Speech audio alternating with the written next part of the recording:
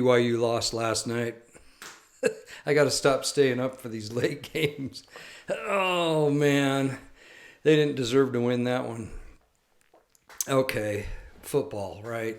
It's, why we get vested and invested in these things is beyond me. I have no idea. But I've had a couple of thoughts on some things that have come up because of the election and because of just the state of the world right now, how we get our news, how we get our information. So it's hard to pinpoint for me where I first started hearing this term, but legacy media. You know, we've heard of mainstream media, fake news, social media, but this legacy media, you guys have, you know, you're smart, you pay attention, you know what's going on. You've heard this term, legacy media. And near as I can tell, what it's referring to is just the old standard TV newspaper type news, both cable, you know, what we used to call cable news. Although I know there's a lot of people still get the internet through cable, right? I'm not saying that, but the old idea of cable is a little different. I think most of us stream now. I know I use YouTube TV, and it's awesome. I love it. No wires and all that stuff. It can be a little finicky. I mentioned not too long ago that we got on Starlink, and this was before Elon embraced President Trump and is part of the team now. But it kind of makes me feel good that I went with that. I love it. We live in an area that we have no high-speed internet. You know, and we've tried, I've mentioned this before, we've tried all kinds of different sources or places to provide internet, and nothing has worked very well. But Starlink does. It's been awesome. But so you're streaming news, or you're getting it. Now, most young people, I find, watch no news at all. They'll get their news from whatever social media that they're using, you know, whether it's YouTube, whether it's TikTok, Instagram. There'll be places where there'll be, you know, some kind of news item coming up. But legacy news is a thing of the past, and this is what has really become apparent through this last election. And the left, I hate using labels like Republican and Democrat, because I think, I mean, I know the platforms are way different. We've had this discussion before, and, you know, obviously I would lean more in the Republican camp, but there's so many corrupt people in government that are Republicans. I don't, you know, want to associate with that. So I just, people that are pro-war and pro-control, I probably are on both sides of the aisle, right? And I probably lean more, not necessarily libertarian, but kind of in the sense of what Joseph Smith said, you know, teach the people correct principles and then let them govern themselves. That's a really nice concept. And I don't find it usually on either side of the veil. I think President Trump on the either side of the veil, either side of the aisle. Sorry about that. But too much gathering of scattered Israel on both sides of the veil, right? Oh, that's funny. It is Sunday, and I did teach gospel doctrine, so that's my excuse. Anyway, this legacy media with your MS, I say MSLSD, I like that, but MSNBC, CNN, Fox, you can just, you know, ABC, NBC, CBS, all that stuff is kind of in all the same category. And generally speaking, people don't watch that. They don't get their news. And so a lot of people that were Democrats and pushing for Kamala to be elected are just like in disarray. They can't figure us out. What happened? And they're admitting now, and they're coming to the realization that legacy media is a thing of the past. And it's so funny. I think it was Charlie Kirk. I might be wrong on that, but he said, the left were going, we need a Joe Rogan type guy, because eventually Joe Rogan did interview President Trump and did endorse him in a sense right towards the end. And Kamala would not go on his show unless they met first Joe Rogan had to go to her. It could be an hour and you had to avoid certain questions. Well, Joe's like, this is my show. You come on my terms and it's going to be 3 hours, So that never happened. So the left, the Democrats were were saying, we need a Joe Rogan type. And I think it was Charlie Kirk that said, you already have a Joe Rogan. The Joe Rogan type is Joe Rogan. And you chose not to go on there. And Joe Rogan, he was a supporter of Bernie Sanders a few years ago. So he would have been very open to hearing what Kamala had to say.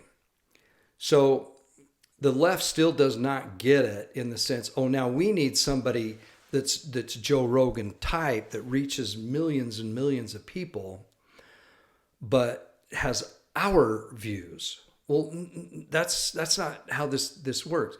People are becoming awake more and more and more, and they're getting their news and their understanding of things in so many different ways. And it's easy for the left to say, well, that's all fake news.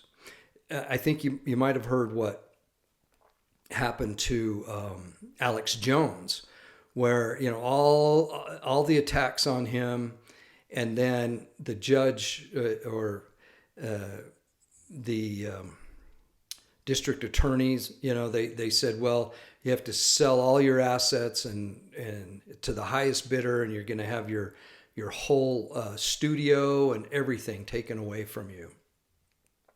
Well, they didn't have an honest auction, and then the judge,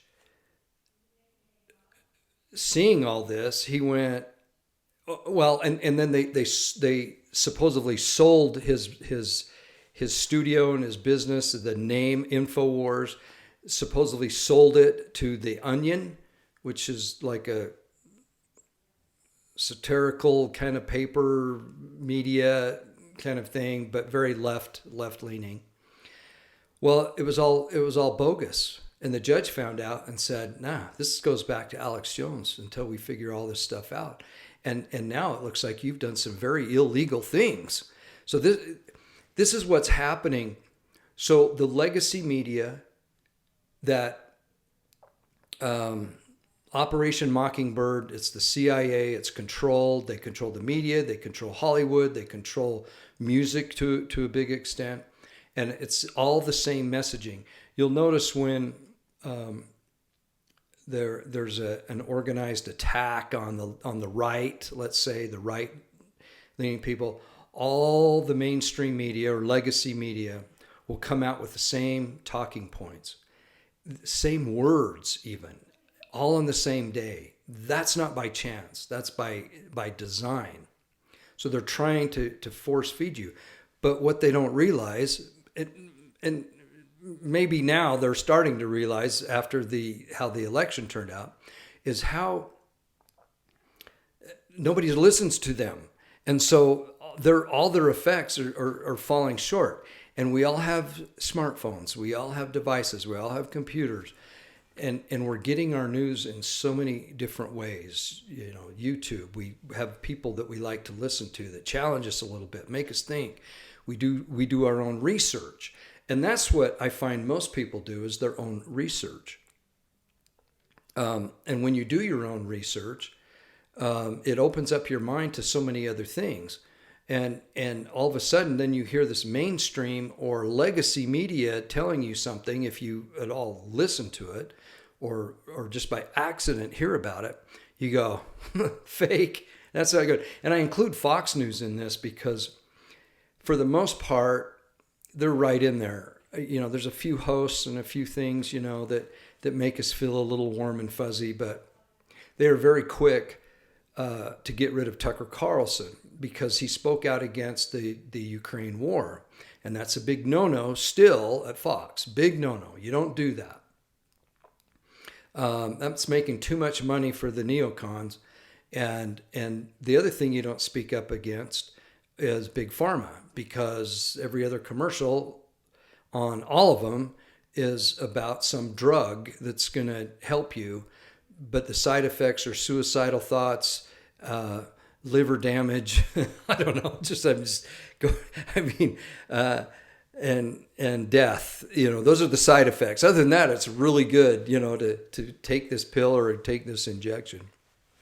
So, all these, so they're really lumped into one thing, and it's promoting control over the people. That's really what it boils down to, is control, and an agenda of there are smart people that can control, or that should control, dumb people, and there's only a few smart people, and they control the masses. That's really the agenda of legacy media through Operation Mockingbird and through the CIA, through controlling all these places. But they've lost it because, and this is what happened in the 2020 election, is that there was still a lot of, people being shadow banned, YouTube channels being shut down, people taken off Twitter. The president of the United States, President Donald J. Trump, was taken off, But then with the advent of Elon Musk buying Twitter, changing it to X, and allowing people to come back on, like the president, Alex Jones. Of course, the president started his own Truth Social, I think. That really is what changed things in the election. We also have this 15 million people. Where did they that voted in 2020 and they're no longer here? That voted for Biden. We know that that's all a joke. We laugh about it, joke about it, but that really, the evidence is there now. It's not. It's like people used to say Alex Jones was nuts because he said that fluoride, was dumbing down the use of fluoride in water and whatnot. It was dumbing down people and it was bad for you. And everybody said, you're stupid. It saves your teeth. That's why we have it. And we're all like, oh, okay. Let me get that shot. Let me take this. Let me put this additive in and blah, blah, blah. Well, now the evidence, the government is even saying, yeah, fluoride's probably not that good for you and we don't really need it. Well, this can be duplicated over and over and over and over again for all kinds of things. Remember the food pyramid? That's a joke, And of course, we've talked about, jabs and particularly the COVID one, that we still have to use some code words because you'll get knocked off. I saw an article in Newsweek, online Newsweek, that was talking about the different states that aren't pushing the jab for the COVID jab. And Newsweek, very left leaning, but there's many states that are saying mRNA, don't do it. It's not good. It's not good. And so now we're finally, getting some information through the legacy media that was being said, 4 years ago. So it's an interesting concept of where people are getting information now, and that concept is that the left still feel like that legacy media is relevant, and most people are going, we don't even watch it. We don't take a newspaper. we don't watch local news and we don't watch national news. Now I do, and a lot of it is because of my age and because I do this channel. I feel like I should know what the at least is being reported. But you know, late 60s now, and I grew up in that era of first Walter Cronkite. He's the one I remember, as a younger person. But you just trusted everything they said. There was no question. And that's the way it is, kind of thing. And and then there was others that followed, and more you look at these news people and go, you're just reading something that you've been told to read, and most of it's just BS. Not everything. I think legacy media has a place, and it's just to like report actual current things, like a missile strike in Israel or something like that. But you still have to be so careful. And now, even like Amir Safatzi, I can't remember the name of his channel, but Behold Israel, maybe, I can't remember. Anyway, he has updates of what's going on, right as things are happening. And so you can get a pretty accurate, granted it's through his filter, but at least it's another source of what's going on in the Middle East.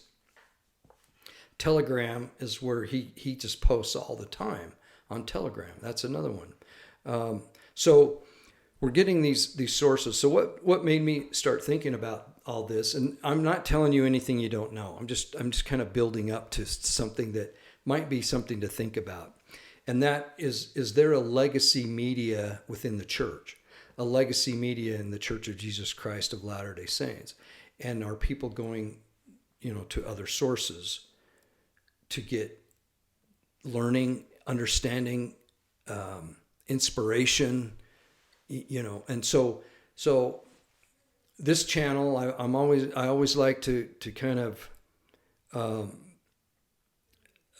approach things through the eyes of a member of the Church of Jesus Christ of Latter-day Saints. Nothing I say on here is from the church. I don't have that authority, but I do have an opinion, and I think it's good to express it. Some of you will think I'm crazy, and you're good at posting those things, but others go, yeah, that's kind of how I feel. So this is a small channel. Now, I had a kind of lead up to this legacy media in the church. There's some interesting dynamics going on in the church, in the culture of social media in the church. Not official church stuff, but YouTubers, podcasters, and alike. That I'm a little bit privy to. I have a small channel, but very loyal and good listeners. I love you all, and people that comment. But the bigger channels that have way more subscribers and way more, there's a dynamic going on. And I talked to Troy Abels. I called him the other day, seeing that he had discontinued his Last Dispensation channel. And Troy and I have been friends for a long time. We both started pre-COVID. So I think he started before me, maybe a few months or a year. I don't know for sure, to tell you the truth, but we both started pre-COVID, and we're kind of not the first. Jody Stoddard was the one I started listening to first. For some reason, somehow, I really enjoyed her YouTube channel and the stuff that she put out. Very professional, really well researched. And I always think of her when I think of me starting. I don't know if I'd say she was my inspiration, but probably, I mean, I really liked what she had to say. So starting early in the YouTube world, Troy and I have been around. So I asked him, what the heck's going on? Why are you quitting? And he said, well, I'm doing way too much work and there's no results. And anyway, we started talking, and some of this is from his insights and some from mine. But the bottom line is that this YouTube world in the LDS community has expanded from a handful of us to 300 or 400 people, and this would include Come Follow Me podcasts and all that. Most of this came during the COVID time, where people were just twiddling their thumbs and they wanted to teach. They had something to say, and so they started a channel. So an interesting dynamic. Now Troy, he has some frustrations with more of the educators, the scholarly type people, BYU, CES kind of thing, which I do too, and I'll get into this this dynamic in the social media world of the church culture, of the LDS church culture, and the alignment of people. It really gets funny. Now, you basically have Scripture Central and that group from BYU. They have tens of thousands, hundreds of thousands of subscribers. They have that many views, and they have swagger. They're legitimized by their professional, their PhDs, and the scholarly approach that they take, the approach that they take, research, study, all the things that come from that direction. And then you also have this other group of Firm Foundation, Book of Mormon evidence. You might even include the Joseph Smith Foundation folks in that. Hannah Stoddard, I think that's who that is. And then you have Jonathan Neville and Rod Meldrum on the other one. And those two, the Scripture Central and then Firm Foundation, they clash to some degree. And then it does get complicated, but certain people will get shunned if they're in one camp or another. Now, I've been accused of, and again, I have a small channel, so this, I'm not trying to make me out to be having any influence at all, but I have felt a little bit of this. So, for instance, if you take the Book of Mormon geography, Scripture Central will take a Mesoamerican, and they won't maybe come right out and say it, but the gal, I can't remember her name, but she did a thing on the two Comoras and the Hill Cumorah, and she did a video on that. And Troy actually rebutted that he took more of the Firm Foundation, Rod Meldrum approach of the Heartland, and kind of slammed her on that. Now, if you've watched my channel at all, I'm a Mesoamerican guy, have been for a long time. Traveled to both places, seen, feel, studied, and for my listening audience, I'm there. Probably, I would say 2/3 or even 3/4 of the listeners are more Heartlanders, but they still listen to me for other reasons. But that just is kind of something that really bugs them. So I appeal more to the group, I would say, that are the firm foundation folks for some reason. I don't know why. Now, well, it's because I'm not a scholar and I have no degrees. I have nothing. So in that sense, I can't be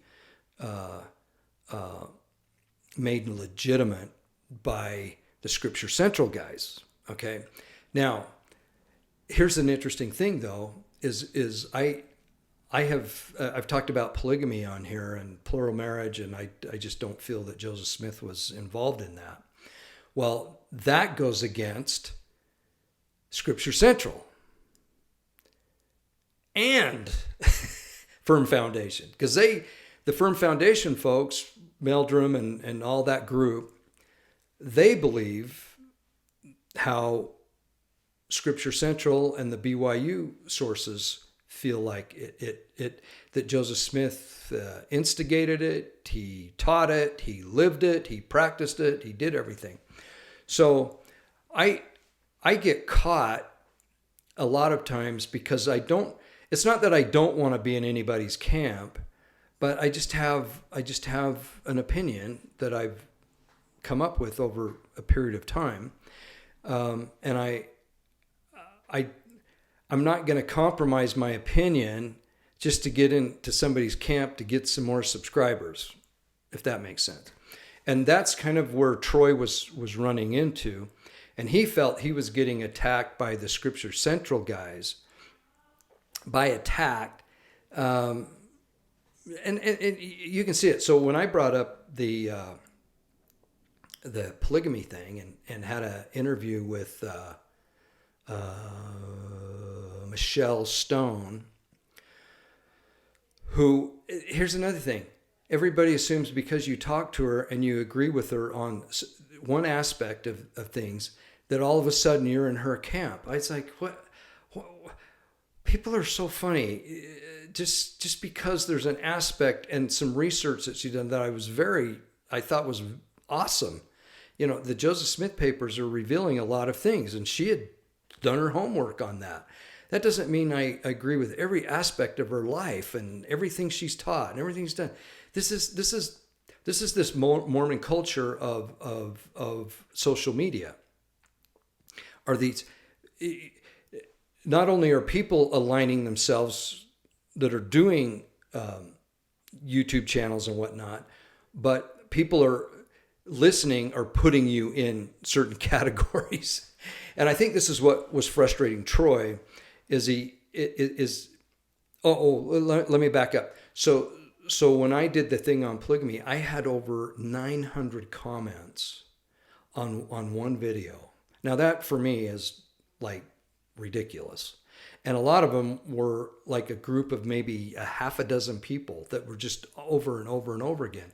And it seemed very organized and very contrived. Now, I don't know which side would have been doing it, because both sides of, there's more than one side, but let's just, for the sake of, this video, these two sides, the scholarly BYU, CES kind of atmosphere, and then more of the Firm Foundation, Joseph Smith Foundation, that side of things. Now, you have other people, and I don't really want to name names because it's just my opinion, and I could be totally wrong, so I don't really want to name names. But the feeling I get is that there's this other group, that, let's say a third group, that are always trying to fit into either one camp or the other all the time. And so it almost feels like they don't have an opinion because they're trying to fit into both categories, because they want to go to that conference and they want to go to this conference. They want to be known among the scholars, but also, known among those that would be in the Firm Foundation camp and all that kind of stuff. And some of you might not know what I'm talking about, but just kind of go with me on this, that there's these dynamics in YouTube. And the reason why I bring this up is that it to me, it does tie in to this legacy media that the world and the United States deals with in a political sense, news sense, but it also, there's this legacy media within the church culture, and so and then there's subgroups within that. So I taught gospel doctrine today, and I just said, by raise of hand, how many of you listen to podcasts or YouTube channels or whatever to help you prepare for the Come Follow Me lesson, or to prepare either for to discuss things or just for your own learning. And I said, if you don't want to raise your hand, I get it. But if you don't mind, letting me know. So I had a pretty good sized class, and I would say 2/3 raised their hand that they listen to podcasts or YouTube channels or whatever of different Come Follow Me's. So that was interesting to me, and that's about what I thought it would be. It could have been 3/4. It was definitely the majority.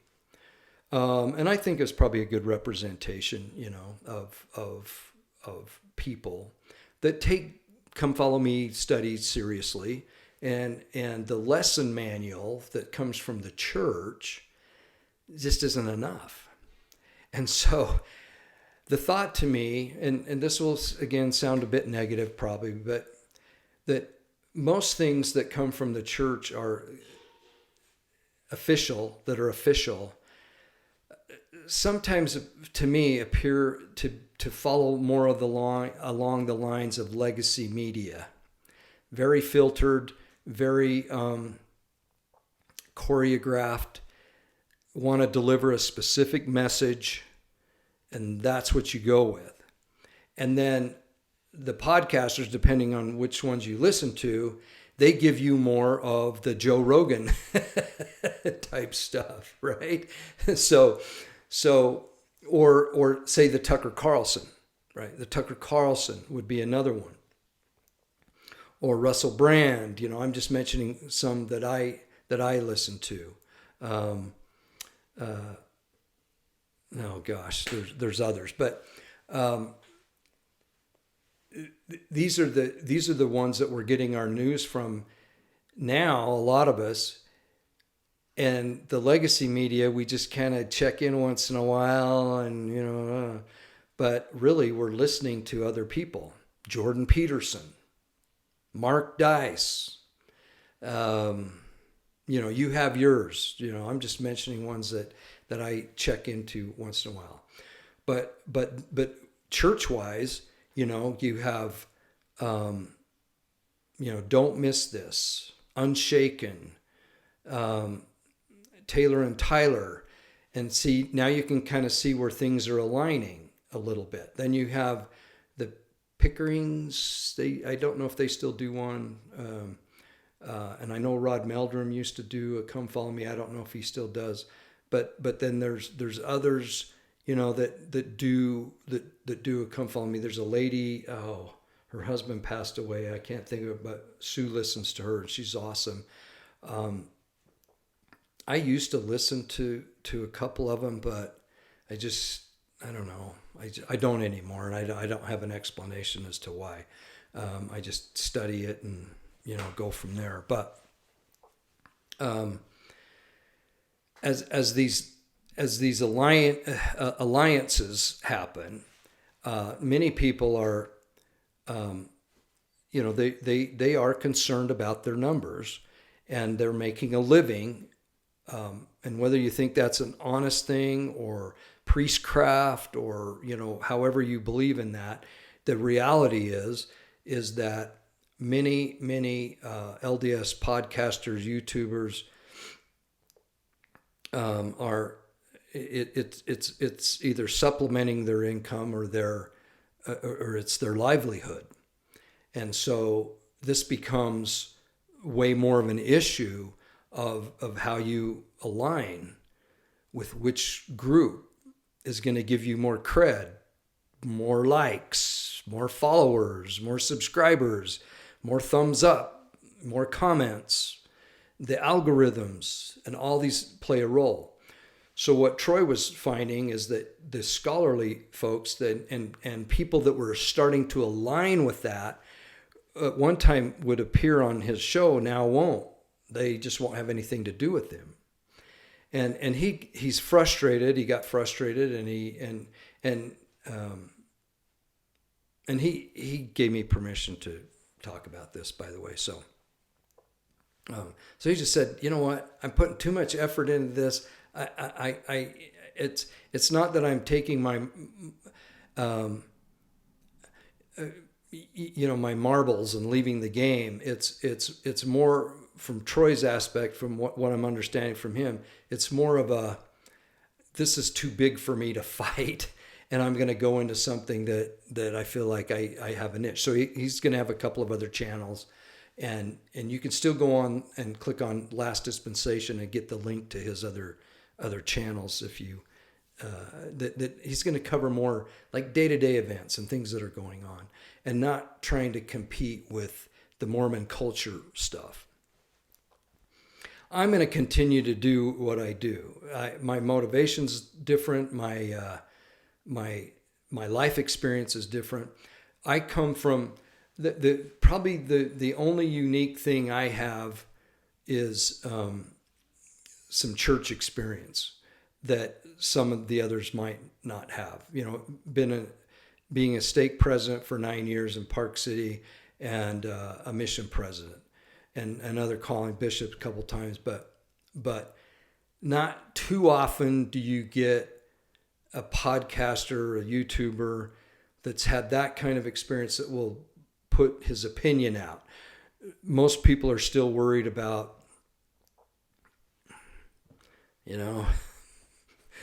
legacy media. So legacy media, I feel like is the filtered information that we get. And when I say filtered, let's say a gravity filter. So a gravity filter, if you've ever seen one for water, you have this big filter, kind of a cylinder ceramic filter, and you pour and it's contained inside like a stainless steel cylinder. You pour water in that, and the water is gravity filtered through this ceramic filter, and then once it's filtered, it goes into a container below, and then all the impurities are taken out, and you can drink it. The problem with filtered water quite often is it takes out all the minerals and the good stuff that a lot of water has, but it gets rid of all the contaminants. So I look at the legacy media of the church as somewhat like that. So anything that, because sometimes I'll get these things like, well, I was going to look up, but it's probably because I'm a gospel doctrine teacher, but you get these things from the church that say, okay, the next lesson this week, and these are some ideas of questions you can ask, well, what can I do to trust in the Lord instead of the world, or something like that. I'm just like, gosh, I don't know. What can you do, right? I just hate questions like that. And then I don't know. I get frustrated when I talk about this kind of stuff. So you get this filtered. Well, then you need to take some supplements to actually get some nutrients out of the water. And that to me is the social media, the YouTube channels, and these other resources that we have to get some stuff that's going to sustain us. Now that's my take on it. Now that might sound kind of harsh, but I feel like we get such a watered down, filtered version of things that it's difficult to be motivated. It is for me. I like to hear other things. Sue and I, the last 2 Saturdays, we've had a 2-hour course with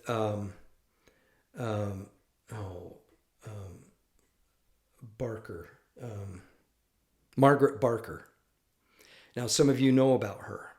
Now, this was actually promoted by Scripture Central.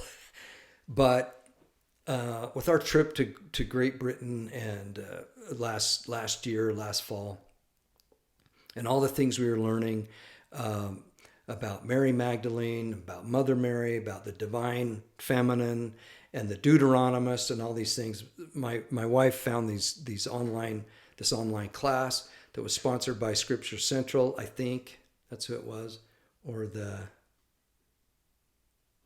I know they were involved, and there's another group there. I can't think of the name of it right now. But I'll be honest, most of it went over my head. I'd say maybe not most, but at least half went over my head. But a lot of it was so good. And as we went through the scriptures, and what Margaret Barker was able to do is take the scriptures that we have from Qumran, the Dead Sea Scrolls, the writings there, and compare them to what we have in modern, King James Version, let's say, or other versions of the Bible, and go, these are the slight changes that were made from these scriptures from Qumran, and both the Book of Enoch that we have that refers to a lot of things, and then also the Book of Isaiah, the Isaiah scroll that's just beautiful. I've actually seen the original one on display, got to see that.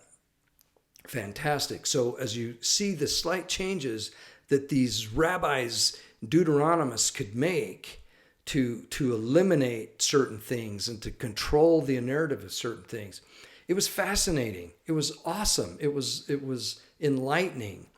And to hear this scholar who has studied this her whole life, she's not a member of the church, but many church members love what she has to say about the like a heavenly parent, particularly the mother in heaven, but also the temple and temple worship and what it's all about.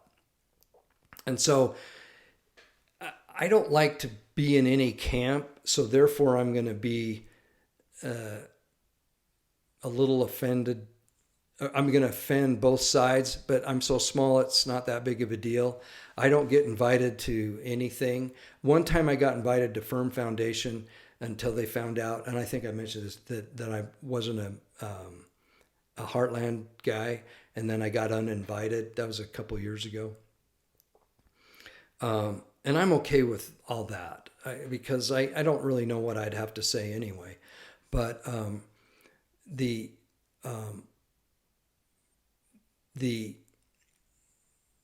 dynamic and the culture within the church and the social media, it's a real thing. It's a real thing. And unless you're in it, you don't understand it. I don't understand it fully because I'm on the periphery, because I have a smaller channel. But I do see it, and I have felt it a few times. But I'm going to still continue doing what I do because I think it could be a generational thing. I don't know. But I think there's a segment of people that feel similar things. And my whole, not goal necessarily, but purpose. I like the word purpose better than goal. My purpose is to keep me and people that might have had similar experiences to me or have similar thoughts as I do, to keep us in the good ship Zion, but also recognize what's going on around us and recognize, legacy media on both sides of, whether it's within the church or in our government and in our media lives, and kind of see what's going on and not just always get upset and go, well, BYU did this and Deseret Book did that. And now I found out that this prophet did that in the past, and I'm checking out of Dodge. I don't think that's a good idea. The covenant. I in teaching this Come Follow Me, the thought that occurred to me was that one of the first things done in in the book of Ether is Ether gives his lineage, and he ties it back to Jared and the brother of Jared. He ties it to them. And I thought that's really interesting. And it reminded me of Matthew 1, where Christ traces his lineage, and it's from Abraham. And I'm like, dang, this is tracing to the covenant.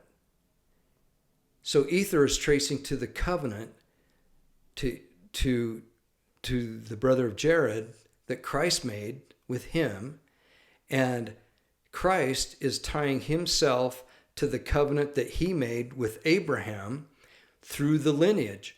And that's why we do family history, is to tie us to the covenant, not just, oh, we got to save all these souls because they were unfortunate enough to not live in the fullness of times. That's part of it. But the big part is being tied to the covenant. And so that's my hope, is keeping us tied to the covenant, and not so much a church culture. Because sometimes a church culture just isn't everyone's cup of tea.